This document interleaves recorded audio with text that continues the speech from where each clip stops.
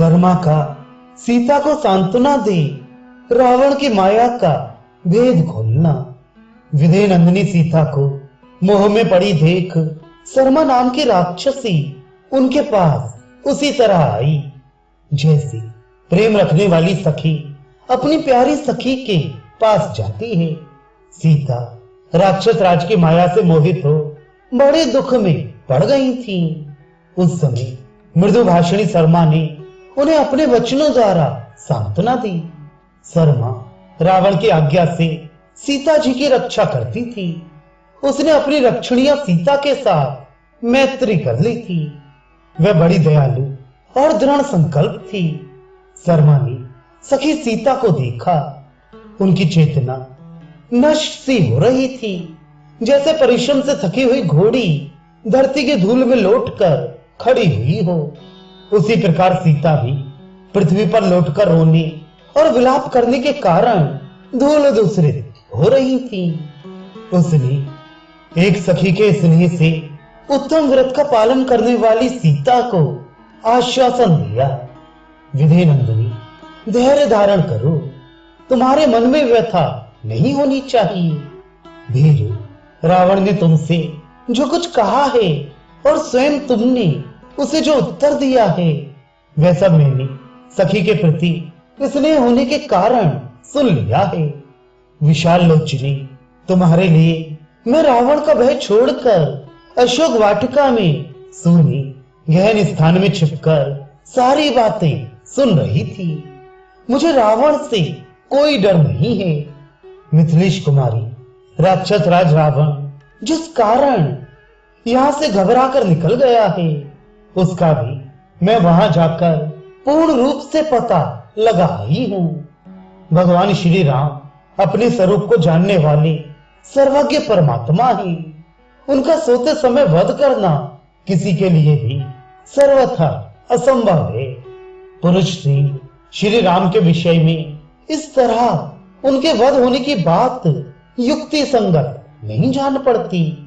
वानर लोग वृक्षों के द्वारा युद्ध करने वाले ही, उनका भी इस तरह मारा जाना कदापि संभव नहीं है, क्योंकि जैसे देवता लोग देवराज इंद्र से पालित होते हैं उसी प्रकार ये वानर श्री रामचंद्र जी से भली भांति सुरक्षित हैं। सीधे श्रीमान राम गोलाकार बड़ी बड़ी भुजाओं से सुशोभित चौड़ी छाती वाले प्रतापी धनुर्धर सुगठित शरीर से युक्त और भूमंडल में सुविख्यात धर्मात्मा है। उनमें महान पराक्रम है। वे भाई लक्ष्मण की सहायता से अपनी तथा दूसरे की भी रक्षा करने में समर्थ हैं। नीति शास्त्र के ज्ञाता और कुलीन हैं। उनके बल और पौरुष अचिंत्य हैं। वे शत्रु पक्ष के सैन्य समूहों का संहार करने की शक्ति रखते हैं। शत्रुसूदन श्री राम कदापि मारे नहीं गए हैं। रावण की बुद्धि और कर्म दोनों ही बुरे हैं। वे समस्त प्राणियों का विरोधी, क्रूर और मायावी है। उसने तुम पर यह माया का प्रयोग किया था। वे मस्तक और धनुष माया द्वारा रचे गए थे। अब तुम्हारे शोक के दिन बीत गए। सब प्रकार से कल्याण का अवसर उपस्थित हुआ है। निश्चय ही लक्ष्मी तुम्हारा सेवन करती है। तुम्हारा प्रिय कार्य होने को जा रहा है, उसे बताती हूँ, सुनो। श्री रामचंद्र जी वानर सेना के साथ समुद्र को लांघ कर इस पार आ रहे हैं। उन्होंने सागर के दक्षिण तट पर पड़ाव डाला है। मैंने स्वयं लक्ष्मण सहित पूर्ण काम श्री राम का दर्शन किया है। वे समुद्र तट पर ठहरी हुई अपनी संगठित सेनाओं के द्वारा सर्वथा सुरक्षित है।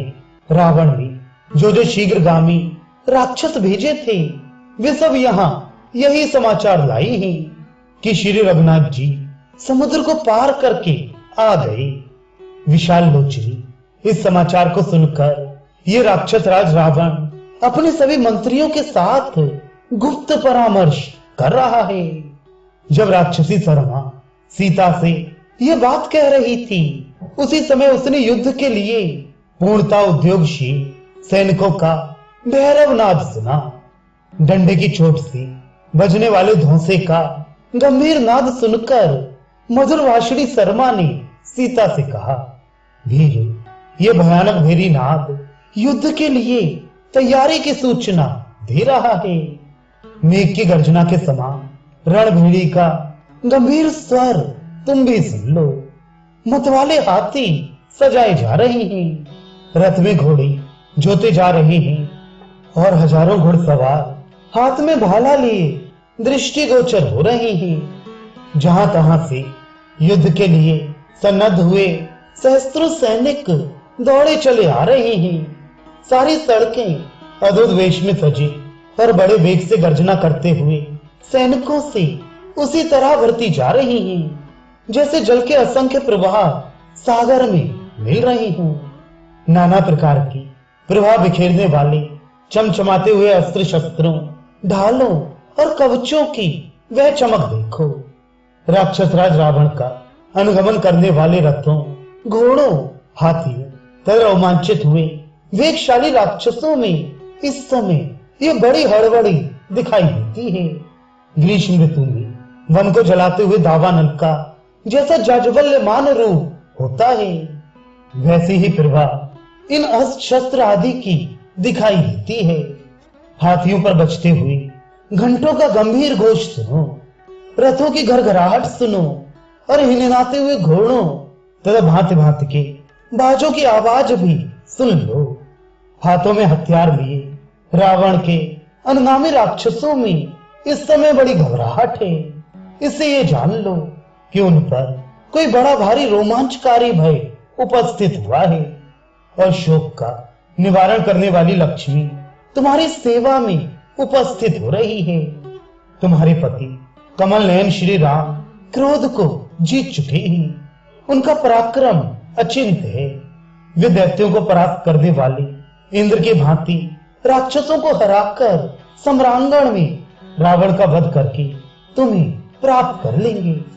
जैसे शत्रुसूदन इंद्र ने उपेंद्र की सहायता से शत्रुओं पर पराक्रम प्रकट किया था, उसी प्रकार तुम्हारे पतिदेव श्री राम अपने भाई लक्ष्मण के सहयोग से राक्षसों पर अपने बल विक्रम का प्रदर्शन करेंगे।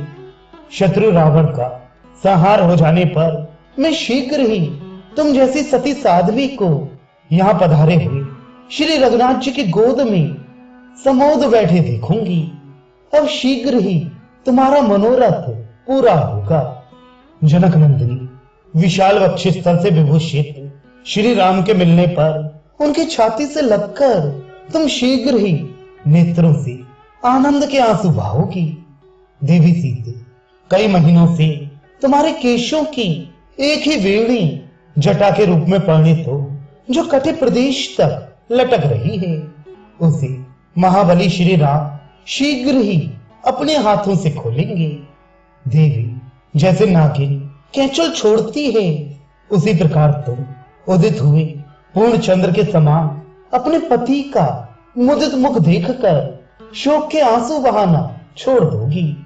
मिथिलेश कुमार, सम्रांगण में शीघ्र ही रावण का वध करके सुख भोगने के योग्य श्री राम सफल मनोरथ हो तुझ प्रियतमा के साथ मनोवांछित सुख प्राप्त करेंगे। जैसे पृथ्वी उत्तम वर्षा से अभिषिक्त होने पर हरी भरी खेती से लहलहा उठती है, उसी प्रकार तुम महात्मा श्री राम से सम्मानित हो आनंद मग्न हो जाओगी। देवी, जो गिरिवर मेरू के चारों ओर घूमते हुए अश्व की भांति शीघ्रता पूर्वक मंडलाकार गति से चलते हैं, उन्हें भगवान सूर्य की, जो तुम्हारे कुल के देवता हैं, तुम यहाँ शरण लो, क्योंकि ये प्रजाजनों को सुख देने तथा उनका दुख दूर करने में समर्थ हैं।